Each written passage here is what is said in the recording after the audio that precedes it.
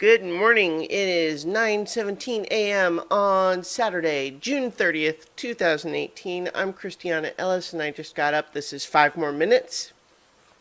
So, as with most of my projects, I decided yesterday, rather impulsively, to embark on a new temporary thing, and that is a total series rewatch of the cartoon called The Venture Brothers.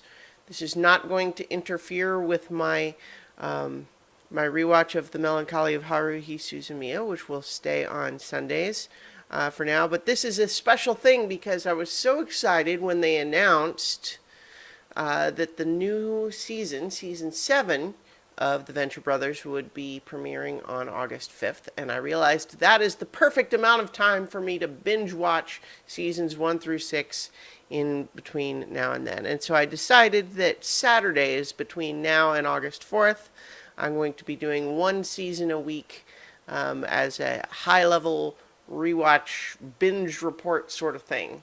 I'm not going to go into as much detail episode by episode as I'm doing on my Sunday one episode at a time rewatches, because I'm doing one whole season per week instead of one episode. Yeah, I just figured I am doing the rewatch and I will once a week report on the season that I've completed. So today is, of course, season 1 of The Venture Brothers, which I watched in its entirety yesterday. I've seen all of it before, and in fact, I actually own all of it on Blu-ray already, or rather, the first 2 seasons are only on DVD because they're not actually in HD. The first season came out in 2004. So this is definitely a show that has not had a regular release schedule. The Venture Brothers, if you are not familiar with it, is a show that at least started out pretty much as a straight-up parody of old Hanna-Barbera. Is it Hanna-Barbera? Maybe not Hanna-Barbera, but old adventure cartoons like Johnny Quest. Johnny Quest is a very specific influence, and in fact, characters from that show actually show up in the Venture Brothers universe here and there, including in one of these season 1 episodes. But it follows the Venture Brothers, who are this, a pair of brothers, twins, presumably, although I don't recall if we ever really get. I think at one point they have the argument of like, oh, I'm 3 minutes older than you or something like that. But then they have their, even though they're sort of the namesake of the title of the show, in a lot of respects, I wouldn't say that the show is even really mostly about them. They're almost more secondary characters compared to their father, Thaddeus Rusty Venture, who is the son.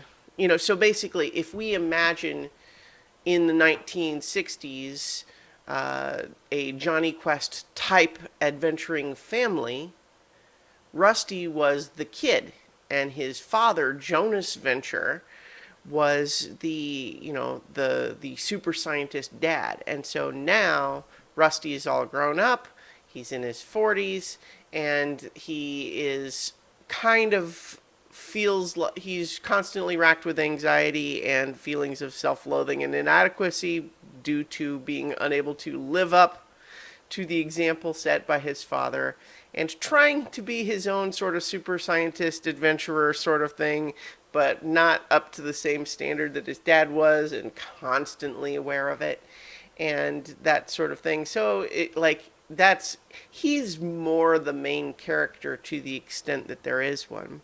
They also have their murderous, huge bodyguard in the form of Brock Sampson, who is his own sort of character who gets a lot of focus as well too. That got curly mullet, huge muscles, tendency to snap into murderous rages, does a lot of fighting, provides a lot of the physical action of the show, and but has his own stuff going on too.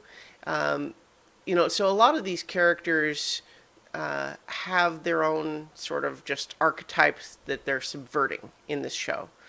And that's where everything starts out. And season one, rewatching it, it's all the more clear that first of all, almost every single episode of season one takes place in a different location. Even the times where a lot of the action is focused on the Venture compound, we don't spend time in the same sets. And that's in some ways, it's evoking those old adventure serials where the whole idea was they go someplace new every time.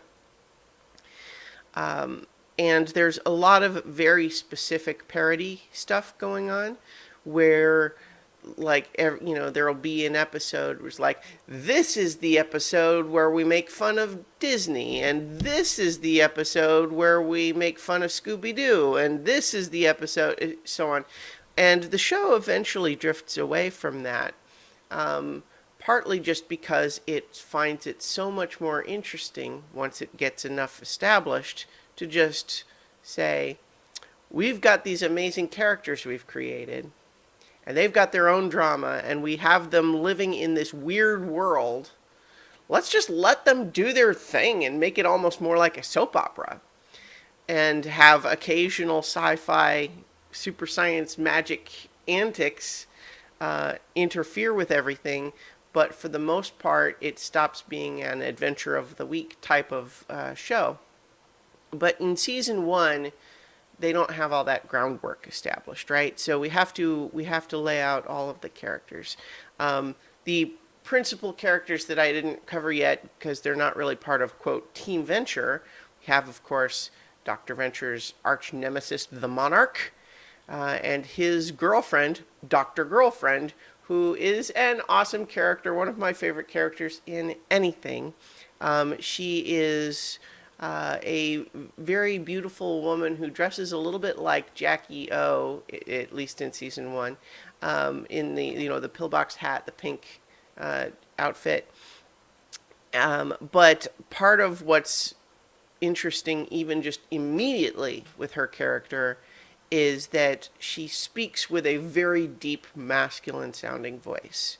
And although the show does occasionally deal with people making jokes about that or speculating about why that might be, and so there's, especially early on, there's some jokes that are edging on a little transphobic. Generally speaking, the show is pretty good about that sort of thing, and especially as it goes on, she's just an awesome character who, incidentally, it is actually confirmed at some point that she is not trans. She has a low voice. That's it.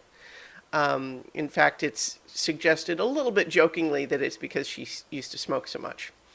But the point ultimately is that she's an awesome character, and her relationship with the Monarch over the course of the series is one of my favorite parts of the show.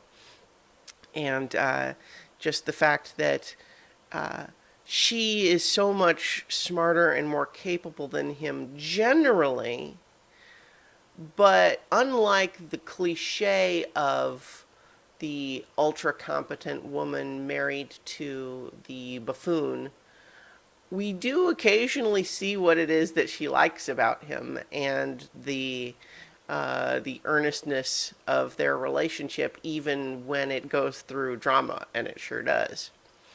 But ultimately, what is fun about revisiting season one is seeing all of the place settings. Because knowing how crazy everything gets and how everything evolves, like I said, kind of into this soap opera, it's interesting to see, essentially this big long table and, them going out and placing the name tags and setting the plates and all of that sort of thing. Because the first season is kind of, let's just throw them at a whole bunch of subverted adventure cliches and just have fun with the parody aspect of it. But then you can start to see where the show is already beginning to peck at that shell to escape it. And in particular, the second to last episode of the season, The Trial of the Monarch, I think is the first one of the season, of the series, that really not only becomes more like what it will be eventually, but is the first where it's really truly entering serialized storytelling instead of just episode of the week type of stuff. Because every episode up to that is a little bit of a self-contained thing. Like, it resets everything ultimately to the same point afterwards. And honestly, you could watch any of the episodes that precede that one in any order, really, and it doesn't make that much difference.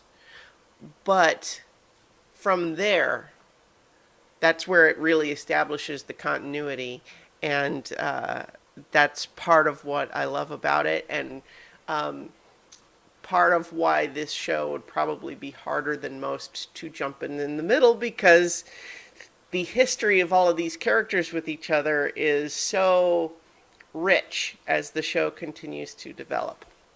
But so in the meantime, some of the highlights from season one, I think, there's an episode called Ice Station Impossible that features parody versions of the Fantastic Four that are just truly inspired, in the sense that it changes their powers up a little bit. Like this version of the Invisible Woman, literally only her skin turns invisible.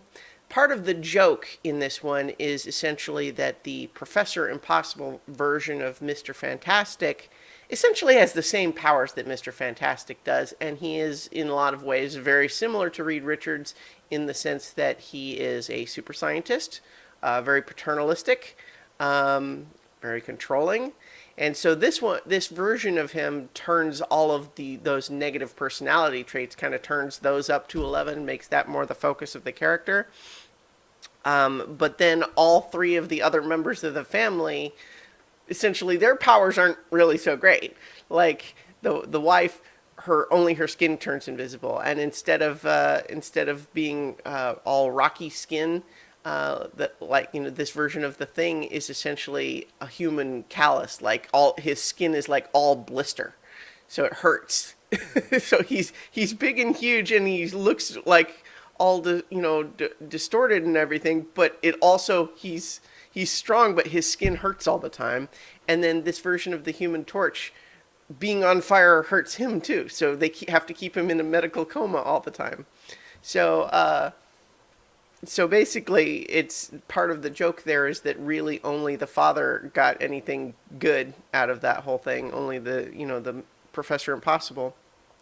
But then really leaning hard into the unhealthy social dynamics of that situation, and having Professor Impossible be kind of extremely controlling and condescending, and